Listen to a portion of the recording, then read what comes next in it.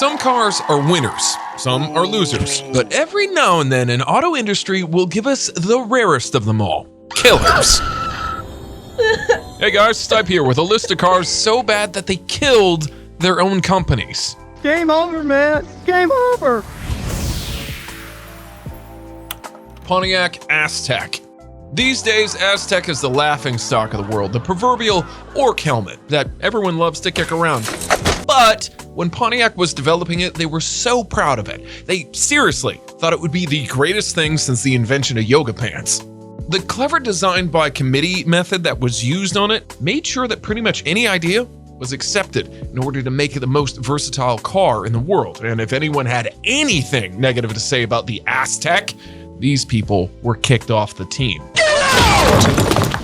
Afraid for the job, people just turned a blind eye to the most obvious problem that this car had, the way that it looked. That issue was ultimately brought back up by a focus group, but instead of addressing the feedback, the project leader said these last famous words. What do these morons know anyway? Fast forward and Aztek is finally on sale. Woo! Let's do the crowd surfing. Pontiac needed to sell 30,000 per year just to break even, which shouldn't have been an issue because they were expecting around 75K. In reality, 27,793 cars was their best year, meaning that they were losing money on each Aztek that they sold for the entirety of its 5-year-long miserable life.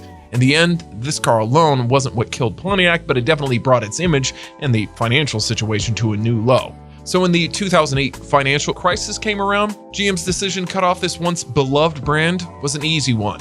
It just wasn't profitable. Maybach 62. Where do I even begin with this one? Maybe with the fact that it was built on the outdated W140 platform, while the newer 220 and the later 221 were sold alongside it. Or the fact that the Maybach name meant nothing to anyone who wasn't around in Germany some 100,000 years ago. And then there's the big one. The fact that it looked a lot like the two-tone stretch version of the regular S-Class while costing 3 times as much.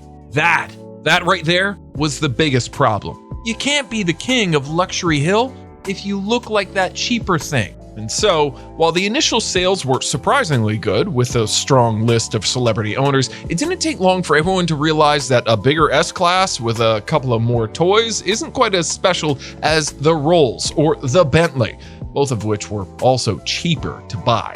Maybach tried with their updated S version, the Zeppelin editions, and the La Danana Leila convertible, but none managed to attract enough buyers to keep the brand going. So after losing over $1 billion, that's billion with a B, Mercedes decided to swallow their pride and shut the whole thing down. Today, the Maybach's name is still around, but only as an extra luxurious edition of some of the already luxy Benzes, which, when you think about it, wasn't much different from what the Maybach cars were when they were a separate thing. The only difference, they won't cost you more than the Rolls. MG X-Power SV. Although MG had a couple of hits like the TF, the MGB, and the Midget, yes, that's what they called it, throughout its long history, this British marquee was never what you'd call financially stable. The same was true in the early 2000s, when despite having some decent models, the huge debt they amassed just wasn't clearing fast enough to avoid yet another bankruptcy. Screw it then. Let's just do a muscle car instead and go out in a blaze of glory. Yeah, baby, now we're talking, and they call it the X-Power SV? Double yes, dude. Double yes. Anyway, the goal was to create the most in-your-face car, but on a budget of $350. And you know what that means. A lot of borrowed parts. The headlights were from the Fiat Punto, taillights from the Coupe, wheels for some aftermarket OZs, and as for the engine, a 4.6 and the 5.0 from a Mustang, the latter of which was tuned by Roush. It had huge gills on the side, even huger wheel arches, and a big-ass wing which probably did nothing. There were even talks about a 1,000 horsepower version with the factory-installed nitrous system, but that never came to be. Hell, I'm surprised they even managed to make 80 of the regular ones, since each car had to visit 6 different companies to do their parts. as expected. The X-Power didn't bring MG much money, but it did serve as that one last British hurrah before the Chinese took over and started making faceless SUVs like these. And you know what though? I totally respect that. Yo, respect. Fisker Ocean had a lot going for itself. Like, it was really, really good looking. That looks good! Which shouldn't be a surprise since the guy who designed it and ran the company also designed the prettiest car ever made, the Aston Martin DB9. It was also practical, had a decent battery range, decent power. It was fairly priced, well equipped, and most importantly, it was also an electric SUV, just like the other best-selling car in the world. But don't think that this was just the Tesla cult and no love for anyone else. 63,000 pre-orders for a startup car like the Fisker Ocean was nothing to scoff at. Too bad it was all ruined by torrent software issues. The thing is, electric cars aren't just cars. They're more like computers on wheels, for which you have to develop some pretty complex software. That, turns out, isn't easy. Even the giants like Volkswagen are feeling at that. But Fisker was like, well, how hard can it be? And so you had problems with pairing your phone, getting the door handles to slide out, the car wouldn't recognize your key fob, the update by air didn't work, the issues with automatic emergency braking, something you always want to have, and many other problems which led to 6 recalls in the first year alone. And then there was that infamous Marques Brownlee review. I think it's just the worst car I've ever tested. Just how bad of a flop the Ocean was, consider this, it took 11 years for Maybach to burn through $1 billion. Fisker did it in less than 4. Well, you know what they say, third time's the charm. Renault Aventine. Confused? Wondering how is this on the list when Renault didn't even flinch when Aventine failed? Well, that's because the Aventine isn't exactly a Renault per se. It was actually developed and built by Matra, which is a small French manufacturer of weird sports cars, and later the innovative and hugely successful Espace minivan, which they offered to Renault and earned them a lot of money with. So when Matra approached them again with a crazy minivan coupe idea that no one had ever done before, Renault wasn't sure what to think, except, well, they were right the last time, right? So the green light was given, and Matra went all in, balls deep with it, fully confident that they would strike gold once more. They didn't, and so, when the Aventine failed, it didn't just kill the car division, but the whole Matra conglomerate, which also produced weaponry, telecommunications, and aeronautics too. Shit, you know you have a fucked up vehicle when it takes down several sectors of your industry. But I mean, of course it failed, it's a sporty minivan coupe!